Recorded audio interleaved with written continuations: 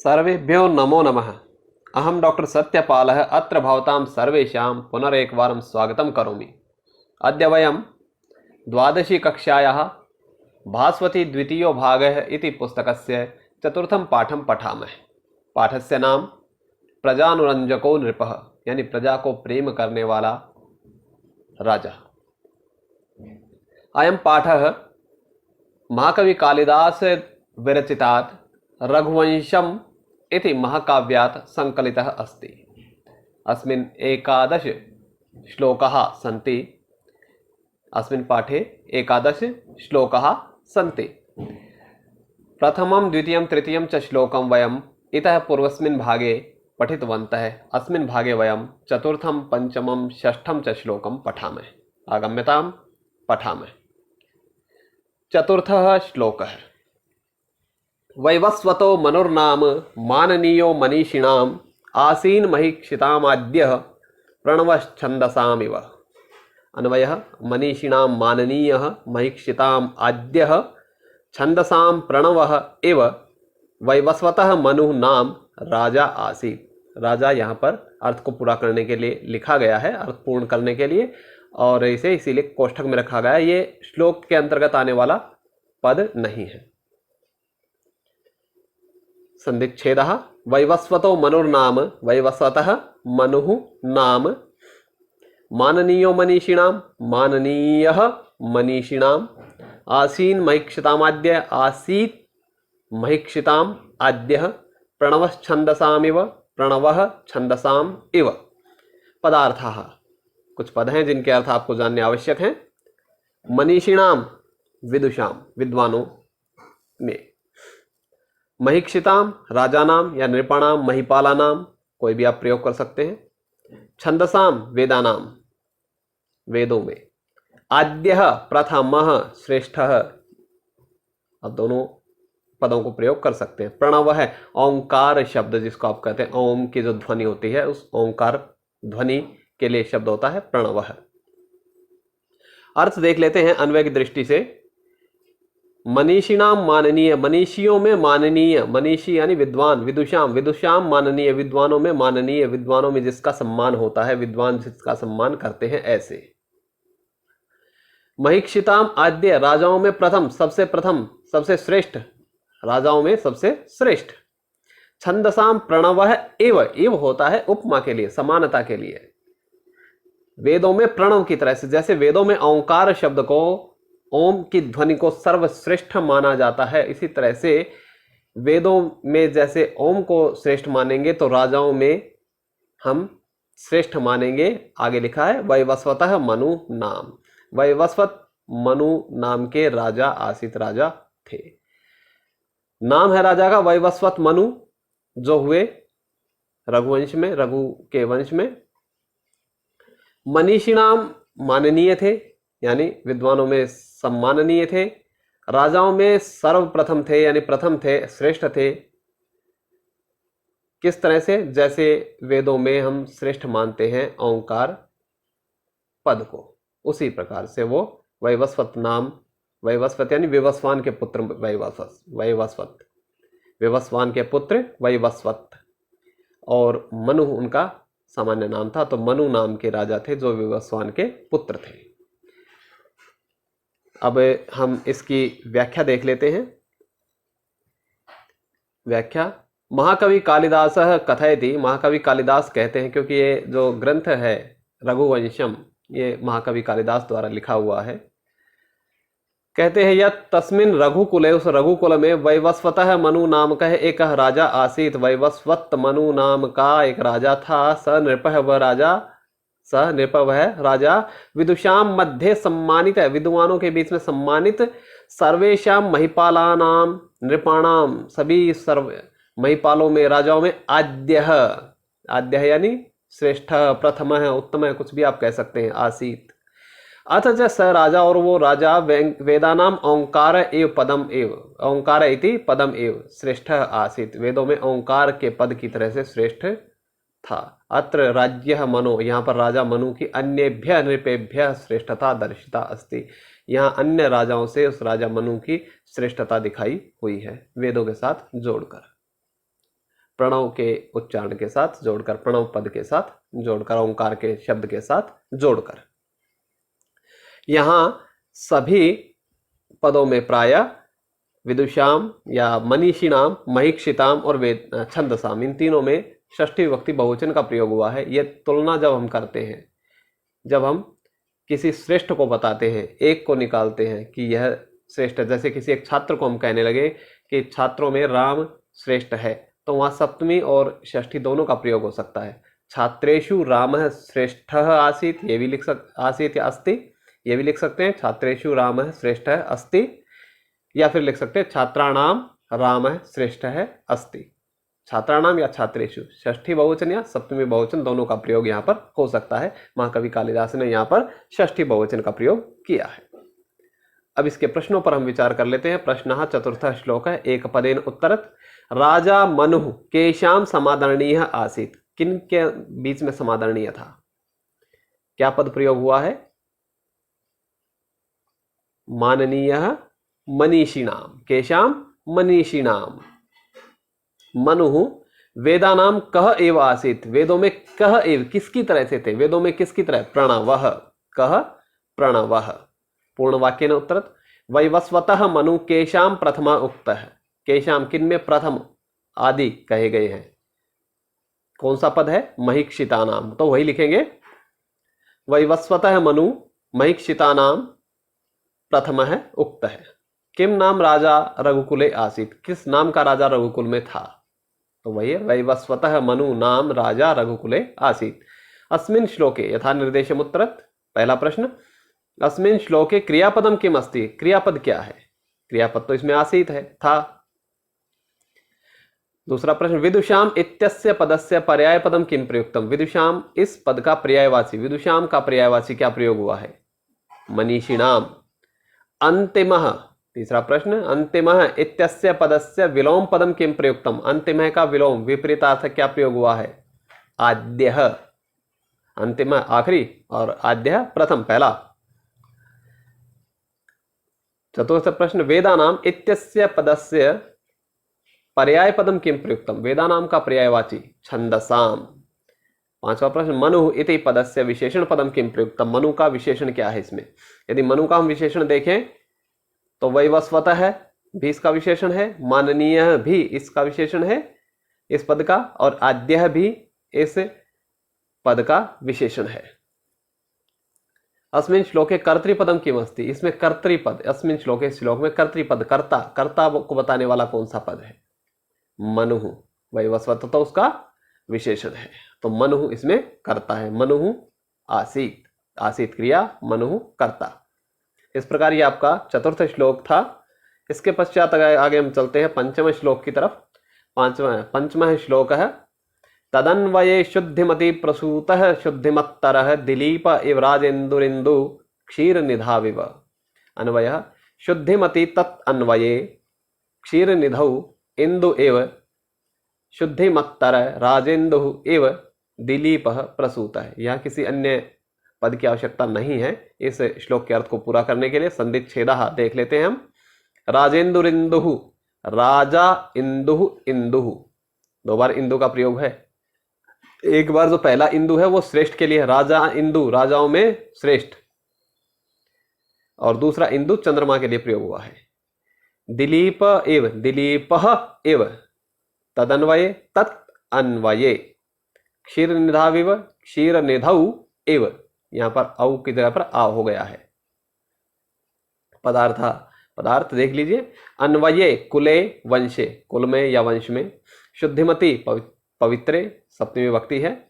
इंदु चंद्र है, शशि चंद्रमा, और भी आप प्रयोग कर सकते हैं। निशाकर भी इसमें प्रयोग होता है, रजनीचर भी इसमें प्रयोग होता है। निशाचर भी, निशाकर और रजनीचर दोनों इसमें प्रयोग होते हैं। प्रसूत है, उत्पन्न है, जात है। शुद्धिमत्तर है, पवित्रात अपि पवित्र है, यहां पर तर है, शुद्धिमत्तर। जैसे आप अंग्रेजी में डिग्रीज का प्रयोग करते हैं, गुड, बेटर और बेस्ट, उसी तरह से संस्कृत में भी तरप और तमप प्रत्यय का प्रयोग होता है।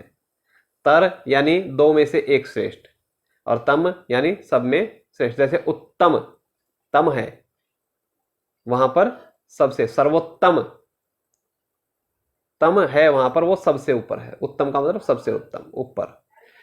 यदि उत्तर तर है तो वहां पर वो दो में से है। यदि हम ये कहें कि राम मोहन से श्रेष्ठ है तो हम लिखेंगे राम रामः मोहनात् श्रेष्ठ तरह। यदि हम कहें कि राम सब में श्रेष्ठ है तो रामः सर्वेषु श्रेष्ठतमः। हालांकि श्रेष्ठ में इष्ठन प्रत्यय होने के कारण तर और तमप की आवश्यकता ज्यादा नहीं महसूस होती है, लेकिन फिर भी अगर तर और तमप को हम देखना चाहें, यदि हम दूसरे तरीके से देखें, किसी अन्य पद के साथ देख लेते हैं, बुद्धि के साथ लिख देते हैं, ठीक है ना, तो बुद्धिमत्तर या बुद्धिमत्तम है, इस तरह प्रयोग हो सकता है। किसी प्रकार से आप देखें तो तर का मतलब है एक से श्रेष्ठ, यानी पवित्र से भी पवित्र।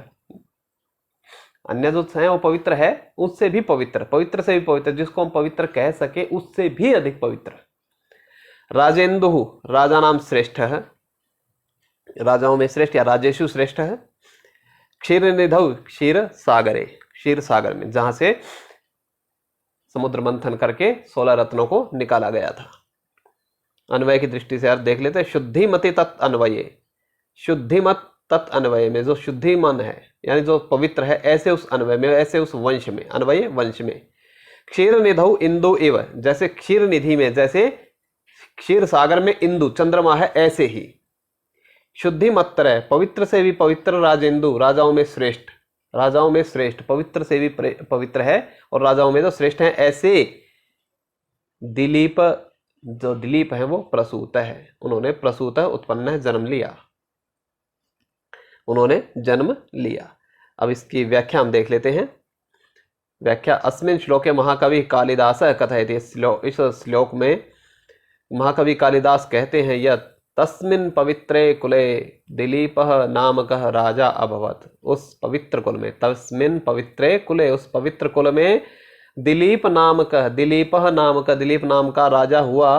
स राजा पवित्रात् अपि पवित्रः आसीत्, वो राजा पवित्र से भी पवित्र था। अथ च सह, और वो अन्य श्याम राजा नाम मध्य, और दूसरे राजाओं के, अन्य श्याम राजा नाम मध्य, दूसरे राजाओं के बीच में, मध्य बीच में, तथा सुशोभित, वैसे ही सुशोभित, श्रेष्ठ और श्रेष्ठता अवर्तत था। यथा क्षीर सागरे प्रतिबिंबित चंद्र, जैसे क्षीर सागर में प्रतिबिंबित चंद्रमा, जैसे क्षीर सागर में चंद्रमा का प्रतिबिंब बहुत सुंदर लगता है, सबसे श्रेष्ठ लगता है, सबसे अच्छा लगता है, उसी प्रकार से वह राजा दिलीप भी सभी राजाओं के बीच में उसी प्रकार से श्रेष्ठ थे। भावार्थ अयम अस्ति यत् रघुकुले उत्पन्न दिलीप श्रेष्ठ राजा आसीत्। भावार्थ, भावार्थ पूरे श्लोक का भावार्थ यदि देखें तो अयम अस्ति, यह है कि रघुकुले उत्पन्न है दिलीप, रघुकुल में उत्पन्न दिलीप श्रेष्ठ राजा आसीत्, श्रेष्ठ राजा थे। प्रश्न, अब इसके प्रश्न देख लेते हैं हम। पंचम श्लोक है, एक पदेन उत्तर, राजा दिलीप कीदृशे वंशे उत्पन्न अभवत, कैसे वंश में, कीदृशे वंशे राजा दिलीप उत्पन्न अभवत, कैसे वंश में उत्पन्न हुए। शुद्धिमति, शुद्धिमति पवित्र है, शुद्धिमति। दिलीप क्षीर सागरे कह एव सुशोभित आसीत, क्षीर सागर में किसके समान सुशोभित थे राजा दिलीप। जैसे क्षीर सागर में क्या होता है, इंदुहु, जैसे क्षीर सागर में चंद्रमा, उसी तरह से तो इंदुहु। रघुकुले, कुले पूर्ण वाक्य, रघुकुले कह जाता है, रघुकुल में कौन उत्पन्न हुए, दिलीप, रघुकुले दिलीप जाता है। दिलीप कीदृश आसीत, दिलीप कैसे थे, दिलीप कैसे थे, राजेंदु क्षीर निधु इंदु इव शुद्धिमत्तर आसीत, तो यही लिखेंगे हम कि दिलीप राजेंदु शुद्धिमत्तर क्षीर निधौ इंदु इव आसीत। यथा निर्देशम उत्तरत में, अस्मिन् श्लोके क्रियापदम किम अस्ति, इसमें क्रियापद क्या है, प्रसूतः, उत्पन्न हुए। वंशे इत्यस्य पदस्य पर्यायपदम किम प्रयुक्तम, वंशे का पर्यायवाची क्या है, अन्वये। मृतः इत्यस्य पदस्य विलोम पदम किम प्रयुक्तम, मृतः का विलोम उल्टा, मृतः मर गया, प्रसूतः जन्म लिया, प्रसूतः। पवित्रे इत्यस्य पदस्य पर्याय पदम किम प्रयुक्तम, पवित्रे का पर्यायवाची शुद्धिमती। दिलीप इति पदस्य विशेषण पदम किम प्रयुक्तम, दिलीप का विशेषण वही है जो हमने ऊपर किए थे, शुद्धिमत्तर भी उसका विशेषण है, पवित्र से भी पवित्र। राजेंदु भी उन्हीं का विशेषण, राजाओं में श्रेष्ठ। और क्षीर निधौ इंदु इव, ये भी हो सकता है, परंतु सामान्य रूप से हम दो विशेषण लेंगे यहाँ पर, शुद्धिमत्तर और राजेंदु। अस्मिन् श्लोके कर्तृपदम किम अस्ति, इस श्लोक में कर्ता कौन है, कर्तृपद क्या है। दिलीपः। शुद्धिमति इति पदस्य विशेष्य पदम किम प्रयुक्तम, शुद्धिमति इस पद का विशेष्य पद, यानी शुद्धिमत होना, पवित्र होना तो विशेषता है, लेकिन किस में किसका है, किसकी विशेषता है, अन्वये। तो इस प्रकार ये आपके 5वें श्लोक के प्रश्न थे। अब हम चलते छठे प्रश्न की ओर, छठे श्लोक की ओर। छठा श्लोक है, बहुत आसान सा श्लोक है। आकार सदृश प्रज्ञः प्रज्ञया सदृशागमः आगमई सदृशारंभ आरंभ सदृशोदयः। अन्वय देखिए, स राजा दिलीपः, 3 पदों को हमने लिखना है यहाँ पर कि वह राजा दिलीप कैसे थे, और उसके बाद आसीत आखिर में है। आकार सदृश प्रज्ञः प्रज्ञया सदृश आगमः आगमई सदृश आरंभ आरंभ सदृशोदयः आसीत। अन्वय बहुत आसान है। संधिच्छेद भी कुछ जगह पर है। सदृश आगम में सदृश आगम, सदृशोदय में सदृश उदय, सदृश आरंभ आरंभ, उसमें सदृश आरंभ आरंभ। पदार्थ भी यदि देखें तो प्रज्ञया मत्या बुद्ध्या तृतीय विभक्ति का प्रयोग है। आगमई शास्त्री, यहाँ भी तृतीय विभक्ति बहुवचन है। उदय परिणाम है या फलम। ये कुछ पद हैं जिनके आप अर्थ देखना चाहे। अब इसका अन्वय की दृष्टि से अर्थ देख लेते हैं। स राजा दिलीप, वह राजा दिलीप कैसा था, आकार सदृश प्रज्ञ, आकार के समान प्रज्ञा वाला, आकार के समान बुद्धि वाला, यानी जैसा उनका उच्च आकार था, जैसा उनका उच्च व्यक्तित्व देखने में था, उसी प्रकार से उनकी प्रज्ञा भी थी, बुद्धि भी थी। प्रज्ञया सदृश आगम, जैसी उनकी प्रज्ञा थी, बुद्धि थी, वैसा ही उसके सदृश ही आगम, शास्त्र ज्ञान था, शास्त्रों का अभ्यास था, शास्त्रों का ज्ञान उनके पास था। आगम शास्त्र ज्ञानम, जैसा उनके आगम थे यानी शास्त्रों का ज्ञान था, जैसा उनके पास। सदृश आरंभ, वैसा ही उनका आरंभ था, यानी शास्त्रों का ज्ञान उन्होंने प्राप्त कर लिया, शास्त्रों को उन्होंने पढ़ लिया, और वैसा ही वो कार्यों का आरंभ करते थे। आरंभ सदृश उदय, कार्य का आरंभ जैसा करते थे वैसा ही सदृश, यानी वैसा ही उसके समान ही उदय फल था या परिणाम था। अच्छे कार्य आरंभ करते थे और अच्छा ही उनका फल होता था। अब इसकी व्याख्या देख लेते हैं। अस्मिन् श्लोके राज्य दिलीपस्य कार्य नैपुण्यम वर्णितम अस्ति, इस श्लोक में राज्य दिलीपस्य, राजा दिलीप का षष्ठी विभक्ति है, कार्य नैपुण्यम, कार्य में निपुणता वर्णितम अस्ति, वर्णित की गई है। कवि कथयति, कवि कहते हैं, यत् नृपस्य दिलीपस्य यथा, नृपस्य दिलीपस्य, नृप दिलीप का यथा आकार है आसीत, जैसा आकार था, तथैव तस्य बुद्धि ही अवर्तत, तथई वैसी ही तस्य बुद्धि ही अवर्तत, उनकी बुद्धि थी, यथा तस्य बुद्धि ही आसीत, जैसी उसकी बुद्धि थी, तथा एव तस्य शास्त्राणाम ज्ञानम अवर्तम, शास्त्रों का ज्ञान था, यथा तस्य शास्त्र ज्ञानम, जैसा उनका शास्त्र ज्ञान, तथैव स कार्याणाम आरंभम करोति स्म, तथई वैसे ही स वह कार्याणाम, कार्यों का आरंभम करोति स्म, आरंभ करते थे, यथा च तस्य कार्यारंभ आसीत, और जैसा तस्य उनका उसका कार्य आरंभ आसीत, कार्य आरंभ था, कार्यों का आरंभ करना था, तथैव तेषाम कार्याणाम परिणाम आसीत, तथैव वैसा ही तेषाम कार्याणाम, उन कार्यों का परिणाम आसीत, परिणाम भी था। अर्थात राजा दिलीप सर्वत्र उत्कृष्ट आसीत, राजा दिलीप हर जगह पर उत्कृष्ट थे। अब इस श्लोक के प्रश्न देख लेते हैं। एक पदेन उत्तर, ज्यादा प्रश्न नहीं बनते हैं। दिलीपस्य, पहला प्रश्न एक पदेन, दिलीपस्य शास्त्राभ्यास कया समम आसीत, किनके समान था, शास्त्रों का अभ्यास या शास्त्रों का ज्ञान किनके समान था, प्रज्ञया। दिलीपस्य कार्यारंभ कई सदृश आसीत, दिलीपों का कार्य का आरंभ किनके समान था, किसके जैसा था, कार्यारंभ जो करते थे।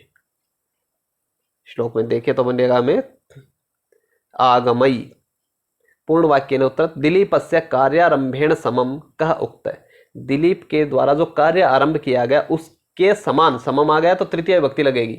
जहां पर भी हम समानता दिखा रहे हैं इस प्रकार से, सह, साकम, समम, सार्धम, इस तरह से शब्दों का तुल्यम का प्रयोग करते हैं, वहां पर तृतीय विभक्ति लगती है उनके साथ। तो कार्यारंभेण समम, कार्यारंभ के समान, कह उक्त, कार्यारंभ के समान क्या था, उदय, क्या था, उदय। दिलीपस्य मत्या सदृश, मति के सदृश, मति यानी बुद्धि, बुद्धि के सदृश क्या था, कह उक्त, क्या कहा गया बुद्धि के सदृश, आगमः, शास्त्र ज्ञान या शास्त्राभ्यास, शास्त्र। शास्त्रई इत्यस्य पदस्य पर्याय पदम यथा निर्देशन में, इसका पर्यायवाची क्या प्रयोग हुआ है, आगमई, शास्त्रे का पर्यायवाची आगमयी। अंतः इत्यस्य पदस्य विलोम पदम, अंतः का विलोम, अंतः का उल्टा उदयः, और फलम इत्यस्य पदस्य पर्याय पदम के, इनका पर्यायवाची क्या है, वो भी उदयः। दो पद नीचे मैंने अलग से लिखे हैं। आकार सदृश्य प्रज्ञा, आकारेण सदृशी प्रज्ञा अस्ति यस्य स, यह समास विग्रह इसका, कि आकार के समान प्रज्ञा यस अस्ति है, यस्य स, जिसकी, वह। आरंभ सदृश उदय, आरंभेण सदृश उदय अस्ति यस्य स। यहाँ थोड़ा सा आप ध्यान दें कि प्रज्ञा स्त्रीलिंग है तो सदृशी आया है, उदय पुल्लिंग है तो सदृश आया है। ठीक है, बाकी आप देख चुके हैं। इससे अगले भाग में हम अब 7वां 8वां 9वां श्लोक करेंगे। यहाँ 6 श्लोक हम पूरे कर चुके हैं। तो अगले भाग के लिए विराम। धन्यवाद। जय तु संस्कृतम, जय तु भारतम।